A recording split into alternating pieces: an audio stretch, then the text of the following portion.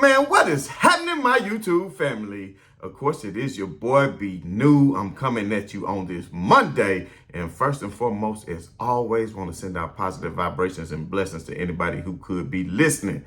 Now, with all that being said, we do know that the Los Angeles Lakers were in action again on yesterday with their quest to not only make the play-in tournament, but to secure a 5th or 6th seed in the Western Conference in those crowded standings. And the Lakers took a step in the right direction on yesterday, as I predicted. And I will say this, even when the Lakers went down by as much as 27, I still never lost hope, because I knew that the Lakers could play well enough defense and impose their will in order to get to the line and do what they had to do in order to win this game. And a lot of people might not believe me, but I'm telling you what, when the Lakers were down by that much, I took the plus 22 and I laid a lot of scratch on it. I took the plus 15. So at the end of the day, I'm telling you right now, I was highly confident that if they weren't going to win the game, that they would at least come back and make it competitive, especially when they cut the lead to 13 or 14 going into halftime.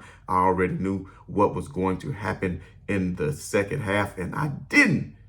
Now, I will say this, I wasn't for sure who would lead the charge, and I have to get a game ball. And this was makes it great about this Lakers team. Last game, you had Malik Beasley be the hero and hit all those threes and actually will the Lakers to that win and get them going. And now on this game, you got my boy, I might as well call him Rodman Vando. You understand what I'm saying? He was looking like Dennis Rodman out there on yesterday, because he was everywhere. And if you seen the hat he had on at the press conference after the game, you might be like, well, maybe he got something more in common with Rodman than we think. But yeah, Vando had it going on, man. And that hat, hey, it looked like it wasn't less than a bando. But anyway, man, let me tell you something. Vanderbilt was everywhere.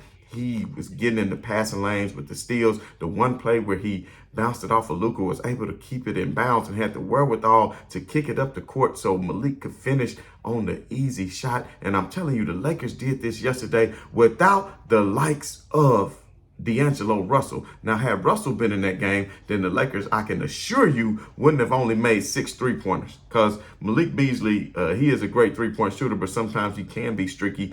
He did hit a couple three-pointers, but at the end of the day, he did not shoot a very good percentage yesterday. But guess what? The Los Angeles Lakers did not need those three-pointers. And I actually did a little bit of math on this, which was crazy, because I know this is an analytics-driven league, and I know a lot of people think that you have to have great three-point shooting. Now, the Lakers, since they have upgraded their roster, do have great three-point shooting now. A lot better three-point shooting, especially if D'Angelo Russell had been in the game. But at the end of the day, oh, and good news, just a sidebar on that. Good news, D'Angelo Russell was in pregame yesterday, did a little bit of shooting around, so he was out there warming up, trying to see if he can give it a go, but ultimately he did not. But that is a very good sign that he's out there trying at this point. So maybe it looks like it is literally day to day for him. And if LeBron, we'll talk about his injury more in just a little bit, but if LeBron cannot give it a go on tomorrow night versus the Memphis Grizzlies, then I'm sure maybe D'Angelo Russell can step in, because I'm still confident that this Lakers squad can really play with anybody, even without LeBron. So LeBron did a lot of the heavy load while AD was hurt for 20 games in a row. LeBron did all the heavy lifting to keep the Lakers in competition where they are now, fighting for their playoff lives. So Anthony Davis needs to do the same thing if LeBron were to sit out a few games, just so he can get his foot together. And I've been telling people, and all these haters who keep saying, oh, he not hurt, ever since he got the scoring title, oh, he set out the game all for the All-Star, whatever. But if you see how atrocious LeBron's shooting has been since this, you can see he clearly has not been able to get the lift that he normally gets. He was avoiding driving, so he had to use some fancy footwork on yesterday to still impose his will in the paint and come up with some clutch buckets down the stretch. And we'll talk more about the end of the game here in just a moment, and of course, go more into LeBron's injury. But like I said, this is an analytics-driven league, so I wanted to talk more about the analytics. I did a breakdown of it, because if you look and see Dallas, they had, 38 points from 2. If you look at it, Dallas, they had only 19 two-pointers, right? If Dallas only had 19 two-pointers, they had 38 points just from two. But they had 60 points from three, right? So if they had 60 points from three and 38 points from two, that's a total of 98 points. Well, the Lakers, on the other hand, only had 6 3-pointers, right? But they had 36 made field goals from two, compares to Dallas's 19, which is a total of 72 points. So they had 72 to Dallas's 38 when it came to two-pointers. Now, I call these high-efficiency shots, especially if you're getting them towards the paint, and the Lakers killed them in points for paint because I want to say points in the paint was 62 to 32 in favor of the Lakers. Whenever you can dominate a team like that in the paint, then that means you are imposing your will, and ain't a damn thing they can do about it, baby. And I'm going to tell you, they're going to keep doing it because LeBron, as long as he can get back healthy to where he at least 80%, I still take it. Anthony Davis looked like he 100%, so I'm definitely going to take that. And we're going to talk more about Anthony Davis in just a minute. The way he was big down the stretch, him and LeBron was big down the stretch of that game. They played big exactly the way that we need the Los Angeles Lakers to play in order to make this push. But going back to what I was saying, the Lakers 36 two-pointers for 72 points compared to Dallas's 19 two-pointers for 38 points. Dallas, that led so basically that was still with Dallas with the threes. That's why it's an analytics-driven league, and they think three-pointers are better. So even though Dallas hit way more threes than them, if you look at it, that was 98 to 90. But where the Lakers won the game was they had 21 plus 21 from free throw to Dallas's 10, because from the free throw line, Dallas, I think, was only like 10 out of 14, where the Lakers was like 21 out of 28. So that was 21 made free throws to 10. That's 11 more points right there. And then that allowed them to slow down the game, stop the clock, continue to get to the line, continue to make free throws, and get back and play great defense. And like I said, we cannot talk enough about Jared Vanderbilt, the way he was just doing his thing everywhere on the boards. And when you look at Vanderbilt's numbers, he had 15 points. But what really stands out to me is he had 17 boards to go along with those 15 points. Man, he was 6 out of 8 from the field, and he was a plus 14 on the floor. And that's what I like to see.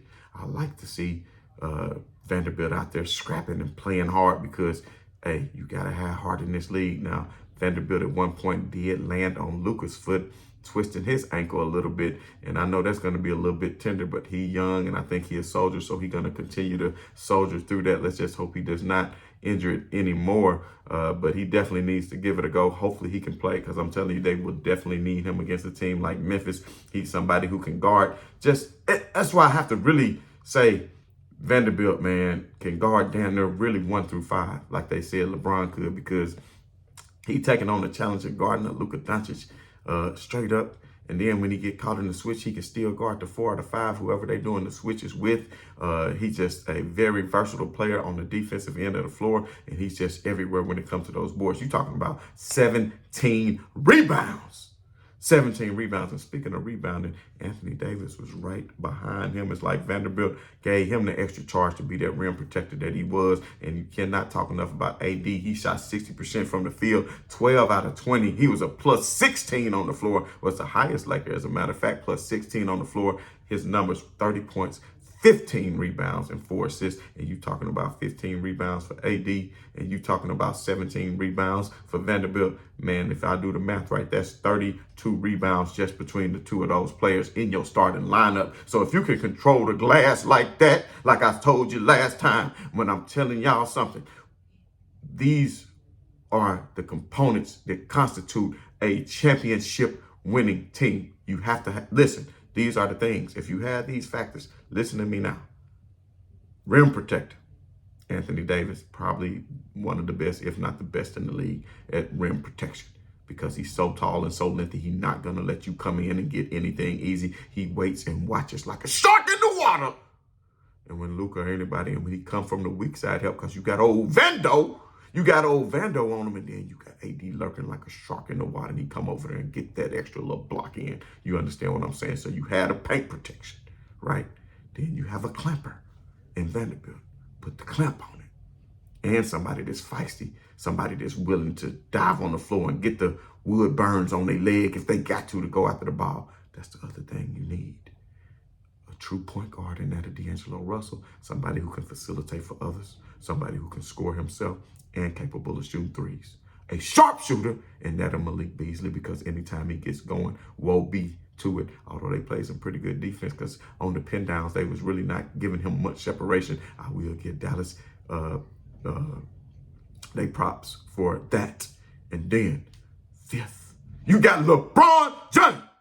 And I don't even need to go into all of that or what he all brings to the table, because we already know, baby. So I'm telling y'all, the Lakers, since the trade, are what, 4-1 now? One of those games was without LeBron James, I believe, in the Portland loss, if I'm not mistaken. But, baby, this new look team, like I've been telling you all, and I said it, and I'm going to keep on saying it. Dallas, they was up in the standings. Who gonna take an L? Portland, they got them a victory last night against the lowly Rockets. We know Dame Dollar went and got him 71.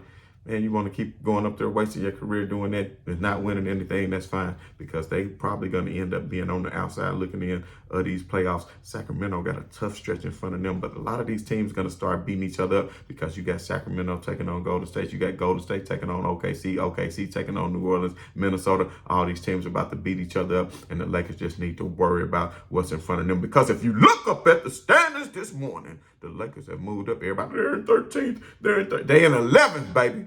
And where you think they're going to be by the end of the week? Because you know tomorrow what they're going to do. I hate to say it, y'all know I'm 10 toes bound all day in the M-Town, baby. From North Memphis all the way to the South, from the Orange all the way down to the Beale. You understand what I'm saying? Hollywood, Westwood. I got love for all the M-Town, baby. But I'm telling y'all what. I'm sorry.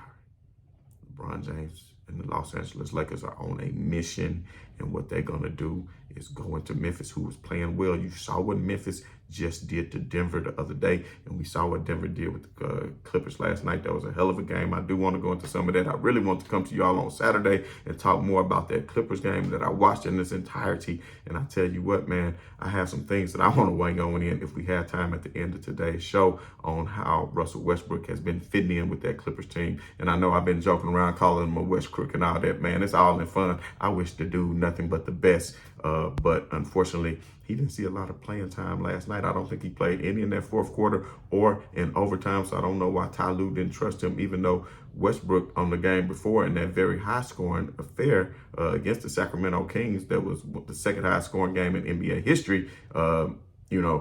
Westbrook made a lot of key plays down the stretch, and they were up by 6 with a minute and a half when Westbrook fouled out. So I don't understand why he didn't want to give him the keys on yesterday. I don't think that was necessarily good. You had in Ben Gordon, but you didn't have in Russell Westbrook. So, man, sidebar on that. We know we talking Lakers basketball, but I just had to throw in something about them Clips, because we know on April the 5th, it's going to go down. That streak is getting broken. Will that streak be broken by... I'm sorry, y'all. I had to go to church for a minute. But anyway, back to what I was saying. Then LeBron James on that foot. We got to talk about that foot, that injury. He was limping quite mightily on yesterday. You could see the limp in his foot, and the way he was limping, you would think that he would not be able to play on tomorrow night. Maybe that thing swells up tremendously. Maybe, especially since it'll be the second night of the back-to-back, maybe he'll sit out the Memphis game and come back to OKC game, because if they win 2 out of 3 on the road, they consider that a victory. Then they'd be home against Minnesota. And if they can beat OKC and Minnesota, OKC, who has fallen beneath them, you go ahead and beat them. That'll keep them down. And then, of course, Minnesota took an L to Golden State last night. They were winning most of that game, but Klay Thompson, I think, hit 12 threes and just lit it up. Couldn't do that against the Lake Show, though, baby. You couldn't do that against the Lake Show. But at the end of the day, Golden State, I think, moved up to 7th. So, like I said, all these are real crowded around here. And then you got Utah as well. So when these teams take a couple of L's and the Lakers take a couple of more wins, baby, what's going to happen? What's going to happen? You're going to see the Los Angeles Lakers move up and be in contention for that 6th spot. I know a lot of the media pundits, such as a Michael Wilbon and a hater of Jalen Rose, does not seem to think so. but I will tell you otherwise. And I know KP, Kendrick Perkins, had faith in the Lakers and said that they would actually get that 6th seed, and I most definitely think they will. So at the end of the day, Austin Reeves, he showed up yesterday. He hit a big 3 in clutch, even though he was a -10 on the floor during that time, the little limited playing time that he had. So I won't knock him for being a -10 on the floor because, of course, Dallas was shooting lights out in the first half. So it had to take a lot to be in a positive because even LeBron was an even yesterday, just basically not a plus or a minus, but basically at an even while on the floor on yesterday. But big points down the stretch when the Lakers really needed him. He stepped up on Hardaway, put the fancy footwork on him a couple of times down in the paint, made his way down, and was able to get the twos when it was very important, when the game was kind of going back and forth once the Lakers had took their first lead. And LeBron James actually took that shot with, I think, 4.5 minutes left to put the Lakers, giving them their first lead since 10-9 early in the first quarter. And what I also want to talk about, the Lakers winning this game 111-108 was the biggest comeback for the Los Angeles Lakers since December the 6th of 2002. And guess who it was against? The Dallas Mavericks. And that's when 2002, that was a team of Kobe, Fisher, Shaq versus Dirk, Finley, and Nash. LeBron James wasn't even in the league yet. So that lets you know how long ago that this actual victory was. But, man, I'm telling y'all what, Schroeder, I got to give Schroeder props. Actually, Schroeder, I was wrong. He had the highest plus minus of anybody on the team yesterday. Schroeder at plus 17. He had 16 points, 1 rebound, but 8 assists most notably. Schroeder was finding three-point shooters. He was kicking out. He was driving, kicking out, also swinging the ball around, not taking the shot and forcing it, but making the extra pass. The pass to Austin Reeves for that big 3 was one of his big assists for the game. And then some nice looks to AD down low and LeBron James as well. And AD had a nice look to LeBron in traffic during one of those sequences when the ball was loose and Vanderbilt was hustling for it, man. But I'm telling you what, the only people that was positive on the Dallas Mavericks squad was Hardaway and Wood. Both of them was a +8 and a +6. Luka Doncic himself, 26 points. He had like 14 in the first quarter, so he had a relatively quiet second half. He wasn't shooting all those threes. On a couple of those switches when he got hot in the first quarter was AD out there on him, AD with a hand up. He's a tall guy. Luka still was dropping them threes from way back there, so he just had it on, but he couldn't maintain it the rest of the game. I will say this, Luka took a hard shot to the rib. I think at the end of the first quarter, he was grimacing mightily. I don't know if that had any effect on him for the rest of the game, but if you get blasted in your ribs and them joints is bruised, man, I'm telling you what, baby, you might not want to continue to keep shooting like that because it's going to feel kind of sore and it might have threw him off a little bit, but no excuses for nobody because nobody going to cry for the Lakers and nobody, you know what I'm saying? We just going to keep on pushing. So, it was joy to come to you today and talk about another Lakers win. I think it's 3 in a row. Like I said, 4-1 since the trade. This is a whole new look team. Had the Lakers had this team all year, then we would be talking about the Lakers fighting for the 1 or 2 seed right now. Then LeBron could actually sit and actually got him some rest. Then AD wouldn't have had to maybe rush back and he could be 100%. But man, D-Lo get back, everybody get healthy. If everybody can get just 90 to 95% healthy, baby, it's on. It's on. And Wayne and Gabriel, he'll play if needed. Let's say LeBron doesn't play, I would expect him to get some minutes. Memphis is still without Steven Adams, so that would be some help to the Lakers. But guess what? Like I said, they just beat Denver the other night without Steven Adams. So Jerry Jackson Jr. is going to do his thing. But like we said, we got Vando, we got Mo Bamba, who didn't even barely play on yesterday. But he could be somebody who could be very valuable against this Memphis Grizzlies squad as the Lakers take on them for tomorrow. I'll come to you on tomorrow the best way I can to have a pregame show, Lakers versus Memphis. It's going to be a hell of a game, and I look forward to it. And it's going to be an early game because we're used to the Lakers playing on the West Coast playing late, but it will be at 6:30 Central tomorrow, Memphis, Tennessee time. Would have been there, but your boy have prior obligations as I will be traveling in the next couple of days and making my way towards the East. But anyway, peace and much love to everybody. Man, I said I was going to have the merch update today, but that is coming probably on Wednesday. We're working out the kinks on that. About to have some very GOAT-like things available on my store site. If you see it down below, check it out. But we do got the hoodies that say right on to the real. Much love to these haters because no matter how much somebody hate, what we gonna continue to do is give them plenty love. And I haven't heard from old Rico as of late.